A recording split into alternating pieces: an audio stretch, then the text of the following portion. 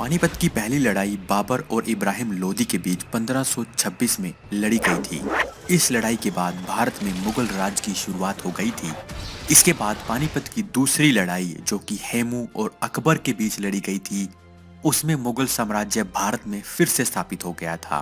पानीपत की बाकी दोनों लड़ाइयों का वीडियो भी आप डिस्क्रिप्शन में दिए लिंक पर जाकर देख सकते हैं।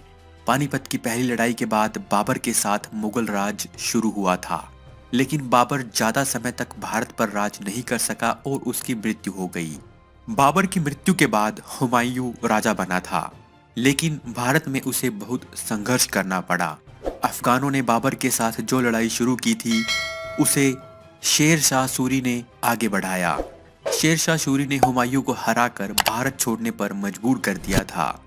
कन्नौज की लड़ाई के बाद हुमायूं काबुल भाग गया था। शेरशाह सूरी के शासन को बहुत अच्छा माना जाता है। सूरी के द्वारा किए गए बहुत से कार्यों की बहुत प्रशंसा हमेशा से होती रही है। जैसा किसी भी राजा का शासन हमेशा के लिए नहीं रहता, वैसे ही शेरशाह सूरी का शासन भी जल्दी ही खत्म हो गया। शेरशाह सूरी राजपूतों के साथ कलिंजर की लड़ाई में बारूद फटने की वजह से बुरी तरह झुलस गए थे, जिसके बाद शेरशाह सूरी की मृत्यु हो गई थी। शेरशाह सूरी के बाद उसका छोटा बेटा जलाल खान राजा बना। उसे इस्लाम शाह के नाम से भी जाना जाता था। इस्लाम शाह को अपने बड़े भाई आदिल खान से भी तख्त के लिए विरोध का सामना करना पड़ा था। इस्लाम शाह ने आर्मी में बहुत से सुधार किए थे ताकि वो किसी भी खतरे का सामना कर सके। हेमू, जिन्हें हम हेमचंद्र विक्रमादित्य के नाम से भी जानते हैं, हेमू को आखिरी हिंदू राजा भी कहा जाता है। हेमू रेवाड़ी के एक नमक के व्यापारी थे, जहां से बाद में राव तुलाराम जैसे वीर भी हुए हैं। हेमू एक छोटे से व्यापारी से विक्रमादित्य की उपाधि प्राप्त करने वाला इंसान था। हेमू ने शेरशाह सूरी और बाद में इस्लाम शाह के दरबार में अपनी सेवाएं दी थी। हेमचंद्र ने पहले इस्लाम शाह का व्यापार और धन इकट्ठा करने का काम संभालना शुरू किया और बाद में धीरे धीरे सेना से जुड़े मामले भी हेमू देखने लगा था। इस्लाम शाह के बाद आदिल शाह सूरी उत्तराधिकारी बना था। आदिल शाह ने हेमू को अपना मुख्य सलाहकार नियुक्त किया और पूरा कामकाज उसके हाथों में सौंप दिया था। इस्लाम शाह की मृत्यु के बाद हुमायूं ने सोचा कि अब भारत में वापसी करने का सही मौका है। उसने 1555 में लाहौर पर कब्जा कर लिया। अफगानों ने मुगलों का विरोध किया, लेकिन वो हुमायूं से हार गए और दिल्ली के तख्त पर फिर से हुमायूं बैठ गया।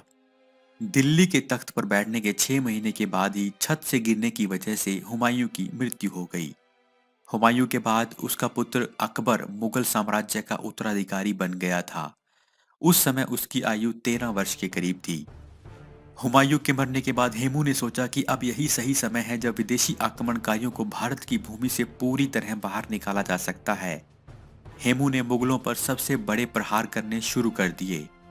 हेमू ने ग्वालियर से दिल्ली तक मुगलों से बहुत सी लड़ाइयां लड़ी और सब में जीत हासिल की। दिल्ली में हेमू ने तर्दी बेग को तुगलकाबाद में 7 अक्टूबर 1556 को हराया और दिल्ली पर कब्जा कर लिया।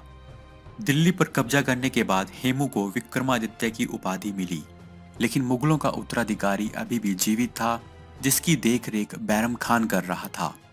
पानीपत का दूसरा युद्ध। हेमू ने मुगलों को दिल्ली से आगरा तक खदेड़ दिया था, जिससे मुगल सेना में हेमू के नाम से ही हड़कंप मच गया था। हेमू के पास 300 से ज्यादा वॉर एलिफेंट्स थे। वो दिल्ली के तख्त पर बैठ गया था, लेकिन मुगल भले ही घबराए थे, पर उनके पास अभी भी बहुत बड़ी आर्मी थी। मुगल शासक अकबर, जिसकी सेना का नेतृत्व सेनापति बैरम खान कर रहा था, उसके और हेमू के बीच पानीपत की दूसरी लड़ाई 1556 में लड़ी गई थी।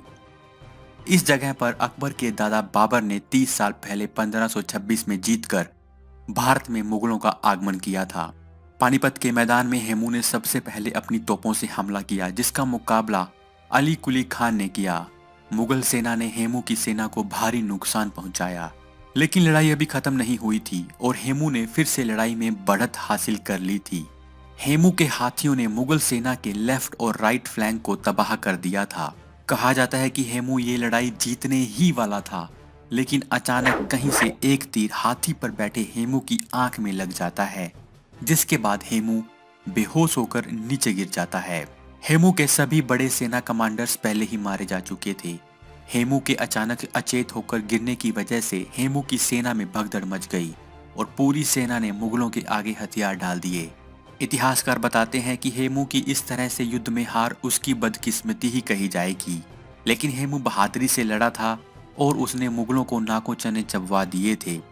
लड़ाई के बाद हेमू को अकबर के सामने लाया गया। बैरम खान ने अकबर से कहा कि वो हेमू का सर कलम कर दे, लेकिन अकबर ने ऐसा करने से मना कर दिया और उसके बाद बैरम खान ने हेमू का सर धड़ से अलग कर दिया।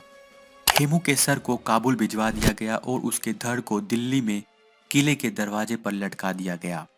बैरम खान ने हारे हुए सैनिकों के सर कलम करके एक ऊंची मीनार बना दी थी, ताकि सबको संदेश दिया जा सके कि फिर से मुगल आ गए हैं। अब भारत में मुगल शासन शुरू हो गया था, जिसने भारत पर सालों तक राज किया।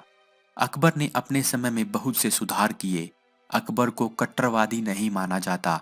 उसने सभी धर्मों का सम्मान किया और उसे बहुत से राजपूत राजाओं का साथ भी मिला था।